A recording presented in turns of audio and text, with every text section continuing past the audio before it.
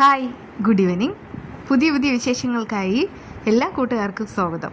എല്ലാവരും വീഡിയോ കണ്ടിട്ട് മറക്കാതെ ഒന്ന് സബ്സ്ക്രൈബ് ചെയ്യുക. അങ്ങനെ നന്ദനാണെങ്കിൽ തെറ്റുകാരനല്ലായിരുന്നു, എല്ലാവരും കൂടെ ചതിച്ചതാണ് എന്നുള്ള സത്യം നന്ദൻ മനസ്സിലാക്കുന്നു. ആ സമയത്ത് അയാൾക്ക് ഓർക്കാനായിട്ട് ഒരുപാട് കാര്യങ്ങളുണ്ട്. അത് മറ്റുള്ളവരെ കുറിച്ചൊന്നുമല്ല, ദേവിയെക്കുറിച്ച് തന്നെയാണ്.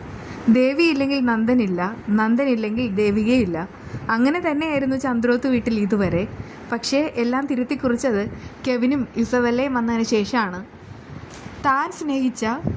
തന്നെ സ്നേഹിക്കുന്നു എന്ന് കരുതിയിരുന്ന ആത്മാർത്ഥ സുഹൃത്തുക്കൾ തന്നോട് കാണിച്ച വഞ്ചന ഓർത്തിട്ട് നന്ദനാണെങ്കിൽ കിടുകിട വിറയ്ക്കുന്നു.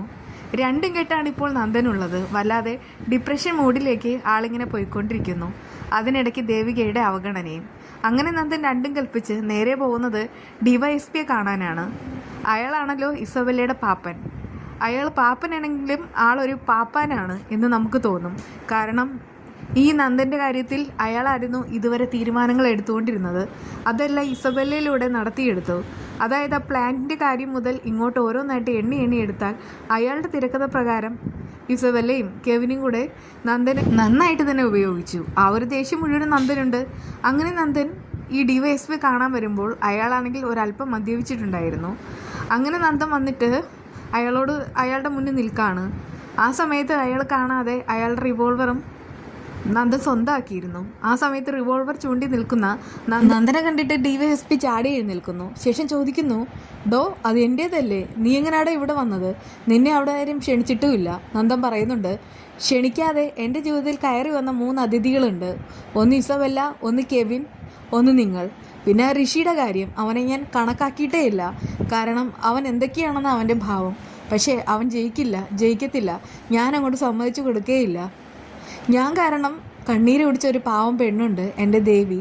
അവൾക്ക് വേണ്ടിയിട്ട് എനിക്ക് ചില കാര്യങ്ങൾ ചെയ്തു തീർക്കണം. ഇനി അവളുടെ ജീവിതത്തിൽ എനിക്ക് എന്ത് സ്ഥാനമാണെന്നൊന്നും എനിക്കറിയില്ല. അത്രമാത്രം ഞാൻ അവളെ വേദനിപ്പിച്ചു. അതിപ്പോൾ ദേവിയുടെ സ്ഥാനത്ത് ഏത് പെണ്ണായാലും ഇതായല്ല, ഇതിൽ കൂടുതലും ചെയ്യും. അതുകൊണ്ടൊക്കെ എനിക്ക് പ്രായശ്ചിത്തത്തിന് ഒരൊറ്റ കാര്യം ചെയ്യണം. തന്നെ ഞാനങ്ങ് കൊല്ലാൻ പോവാണ്. താൻ മരിച്ചാൽ അതോടുകൂടെ ഇസബെല്ലയുടെ അഹങ്കാരം തീരും. അവൾ ഇവിടെ തീരണം. അത് കിട്ടിയിട്ട് ഡിവൈഎസ്പി പറയുന്നുണ്ട്, നന്ദ ഇത് കുട്ടിക്കളിയല്ല. നീ ഇപ്പോൾ ഇവിടെ അതിക്രമിച്ച് കയറിയിരിക്കുന്നു. ഇതിൻ്റെ വകുപ്പുകൾ എന്തൊക്കെയാണെന്ന് അറിയാവോ? പ്രത്യേകിച്ച് കൊലപാതക ശ്രമവും വരും. നന്ദൻ പറയുന്നുണ്ട്, കൊലപാതക ശ്രമമെന്ന് ആരാ പറഞ്ഞത്? കൊലപാതക ചെയ്യാൻ പോകുന്നത്. ജയിലിൽ കിടക്കാൻ എനിക്ക് പേടിയില്ല. ദേവികയില്ലാത്ത എൻ്റെ വീടും എനിക്കിപ്പോൾ ജയിലായിട്ടാണ് തോന്നണേ. അതുകൊണ്ടൊക്കെ ഞാൻ ആ കാര്യം ചെയ്യാൻ പോകുന്നു. അത് കേട്ട് അദ്ദേഹം പറയുന്നുണ്ട്, നിനക്ക് എന്ത് വേണമെങ്കിലും തരാം, പ്ലീസ് എന്നെ ഒന്ന് വെറുതെ വിട് നന്ദ, പ്ലീസ്. ഞാൻ പറയട്ടെ? വേണ്ടടോ, താനൊരു ചുക്കും ചുണ്ണാമും പറയണ്ട. പ്ലാന്റിന് വേണ്ടിയിട്ടുള്ള അനുമതി മേടിച്ചു കൊടുത്തത് നീയൊക്കെ ചേർന്നിട്ടാ. അതുമാത്രമാണോ ആ ഫയൽ അന്ന് ഒളിപ്പിക്കാനുള്ള കാരണം? അതും നിങ്ങളൊക്കെയാ. അത് കിട്ടി ഡിവൈഎസ്പി പറയുന്നുണ്ട്, ഇതൊക്കെ ഞാൻ എവിടെ വേണേലും പറയാം. വേണേൽ ദേവികയുടെ മുന്നിൽ വന്ന് പറയാം. പ്ലീസ് നന്ദ, എന്നെ വെറുതെ വിട്. അത് കേട്ട് നന്ദൻ പറയുന്നുണ്ട്, താൻ പറയേണ്ടത് എവിടെയാണെന്ന്? ഇവിടെ അല്ലടോ, അത് കോടതിയിലാണ്. കോടതിയിൽ മാത്രമല്ല, ഇവിടെ ഈ സമൂഹത്തിലുള്ള എല്ലാവരും അക്കാര്യം അറിയണം, അറിഞ്ഞേ പറ്റൂ. സത്യം പറഞ്ഞാൽ ഫയലെന്ന് ഒളിപ്പിച്ച ആ ഒരു സമയത്ത് യഥാർത്ഥ പ്രതിയായത് ദേവിയാണ് മനഃപൂർവ്വം ഒളിപ്പിച്ചു വെച്ചിട്ട് ഈ അഴിമതി നടത്തുന്നത് എന്നുള്ള കാര്യങ്ങളെല്ലാം മന്ത്രിമാർ ഉന്നത തലത്തിൽ ചർച്ച ചെയ്യുകയുണ്ടായി.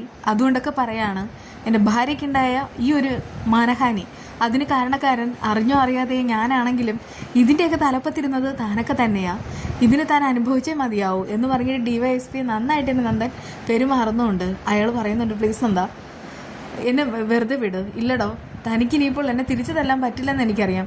താൻ നന്നായിട്ട് മദ്യപിച്ചിട്ടുമുണ്ട്.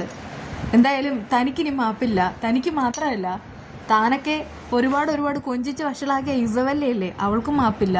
അവൾക്ക് എന്നോട് ക്രഷാണ് പോലും. എനിക്കൊരു കാരണവശാലും അവളോട് അത് തോന്നിയിട്ടില്ല.